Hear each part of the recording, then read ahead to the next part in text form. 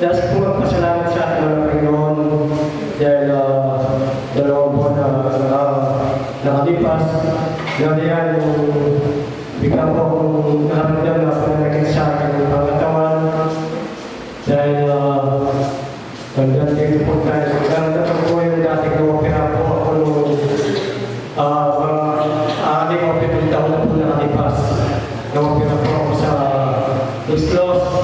Ngayon dahil doon, bigla po naman yung na-opera ko yun. Parang sumasakit po siya, mahapdi, kumikirot. Kasi sa akin ng doktor noon, meron po siyang inagay sa aking pagka-opera na ito po ay parang inaaral doon sa bituka para hindi po siya lalabas doon sa butas. Kaya yun ang aking naramdaman na parang yung niyat na yun na ilagay ng doktor, parang nararamdaman ko, tinutulak po yun palabas. Kaya ilang linggo rin po ako na nangalagay ng katawan doon, parang nawawalan po ako ng lakas. Ganun din, sinakay din po ng mga parang nawawala po yung pagsisigap ko, yung sa paglilingkod ko sa Panginoon.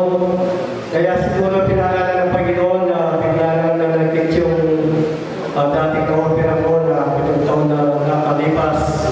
Siguro dahil doon na nagawa ko na lumapit muli na yung pagsisigap ko kay Rita, pagtitiis, tiyaga sa paglilingkod. Dahil nagiging sa Panginoon parang ito'y unti-unti na nawawala na o parang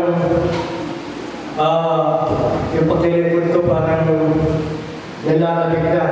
Kaya yung kakataon na yun na parang kay paalala ng palo ng Panginoon na lalo pa ako na lumapit sa ating mga Panginoon sa ating ko, sana lumala yung pananakit ng aking na-opera, na sana hindi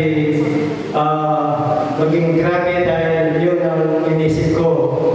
Dahil doon na lumapit ako muli sa ating Panginoon na magsumikap na lumapit sa Kanya dahil yun nga parang nawawala yung magsumikap sa paglilingkod.